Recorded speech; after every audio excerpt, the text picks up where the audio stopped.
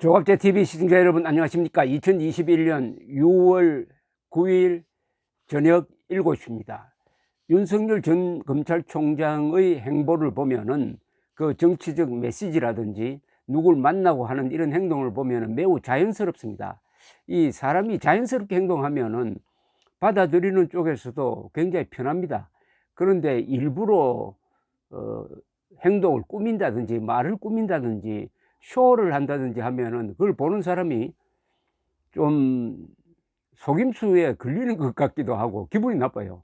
그런데 윤석열 씨는 계산을 철저하게 해서 메시지를 발신하고 얼굴을 내비치고 하는데 그게 앞뒤가 맥락이 맞아 가지고 퍽 자연스럽게 보입니다. 이게 이 사람의 고단수 정치 감각이 아니냐 하는 생각이 듭니다. 오늘도 마찬가지였습니다. 오늘은 오후에 서울 중구 남산 예장공원에서 서울시 주최로 열린 우당 이회영 기념관 개관식에 참석을 했습니다. 이게 최초의 공식 자리에 나타난 겁니다. 기자들이 엄청 몰렸습니다. 그런데 아주 간단한 이야기를 하고 넘어갔습니다. 여러분들의 걱정과 기대 잘 알고 있다, 잘 지켜보고 있습니다 라고 하면서 참석을 해가지고 쭉 앉아 있다가 나왔는데 그 옆에서는 대통령 윤석열하고 이렇게 지지자들이 구호를 부르짖기도 했다고 합니다. 그런데 이 자리가 아주 근사한 자리입니다. 우선 남산 예장공원은 남산의 북쪽 자락에 거기 옛날 중앙정보부가 있던 중앙정보부 사무실이 있던 곳이었습니다. 그래서 상당히 좀 으시시하기도 하고 일반인들의 출입이 한동안 금지됐던 곳인데 이게 오세훈 씨가 시장을 하던 2009년에 이곳을 공원으로 만들기로 하고 거기에 아주 위대한 독립투사이신 이회영, 우당 이회영 기념관을 만들기로 하는 마스터 플랜을 오세훈 씨가 했고 이제 그 준공식을 오세훈 씨가 하게 되었습니다. 이것도 상당히 의미가 있는 거죠.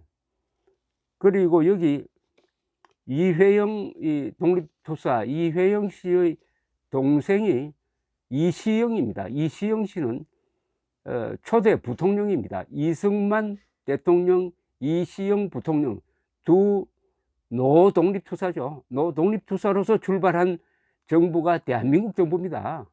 이게 북한과 다르죠. 북한은 김일성의 스탈린의 꼭두각시로 출발을 했고 한국은 노독립투사가 대통령, 부통령으로 출발을 했습니다. 초대 내각에 보면 다 독립투사입니다. 거기 친일파도 없고 공산주의자도 없어요. 그런 점에서 대한민국의 건국과 다 있는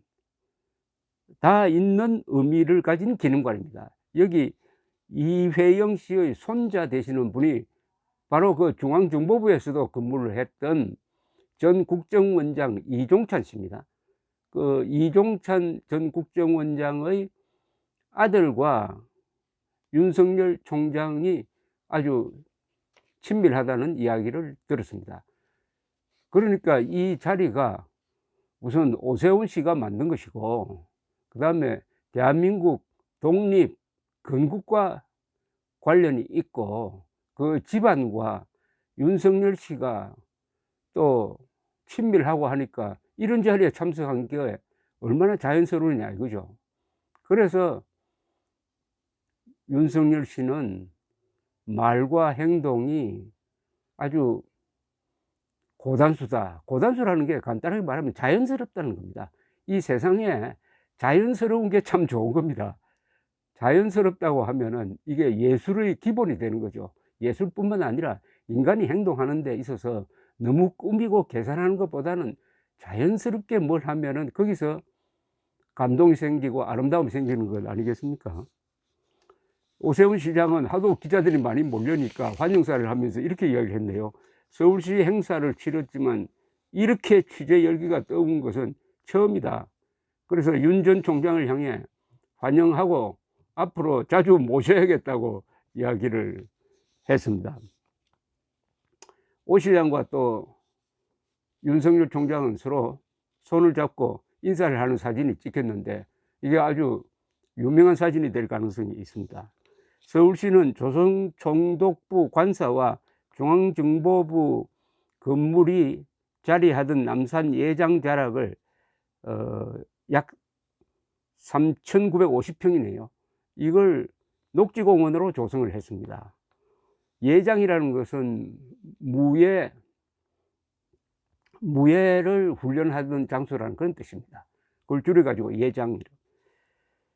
남산 예장 자락은 조선시대 군사들의 무예훈련장이던 곳인데 일제시대에는 조선총독부 관사가, 그리고 1961년 이후에는 중앙정보부 건물이 들어서면서 한 세기 넘게 일반인들과 상당히 차단되었다가 이제 115년 만에 처음으로 시민들의 쉼터로 돌아왔다, 이렇게 됩니다. 이날 행사에서는 오 시장과 윤 전 총장 외에 이회영 선생의 후손인 이종찬 대한민국 임시정부 개정관 건립위원장, 이종걸 민족화해협력 범국민협의회 대표 상임의장 등이 이 자리에 참석을 했는데, 오 시장은 2009년 남산 르네상스 마스터 플랜을 발표하던 순간이 기억난다.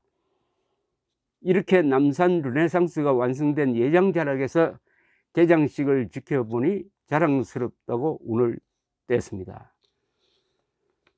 그러면서 남산 예장 자락이 이제 과거와 현재, 미래가 공존하는 공간이자 역사성을 회복하는 공간으로 재탄생했다. 그 마지막 활용 점정을 찍은 무당기념관까지 한 번에 완성되어 서울 시민의 품으로 돌아가는 역사적으로 의미 있고 기쁜 날이다 라고 했습니다.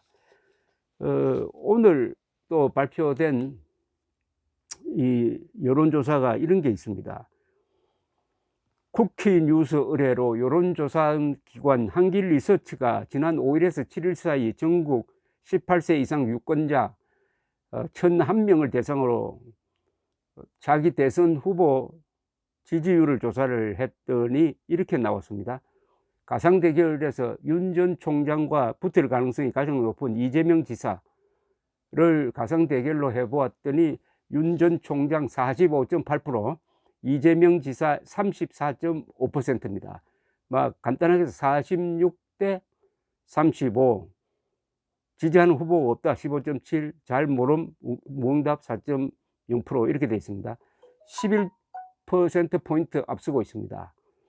요걸 표차로 환산하면 약 한 400~500만 표 차이로 이긴다는 이야기가 될 것이라고 봅니다. 두 사람 간의 지지율 격차는 지난 5월 조사에서는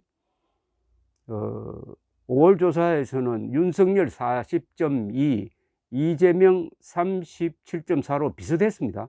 그러다 크게 벌어져 버렸습니다.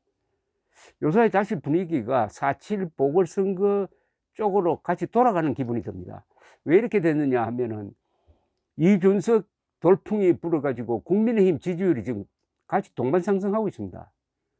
그러니까 온통 뉴스가 이준석, 윤석열 두 사람이 주도하고 있어요. 이 정치판에서는 뉴스메이커가 결국 당선됩니다. 뉴스를 많이 만들어내는 사람, 그리고 기자를 가장 많이 데리고 다니는 사람이 대통령이 된다는 이야기입니다.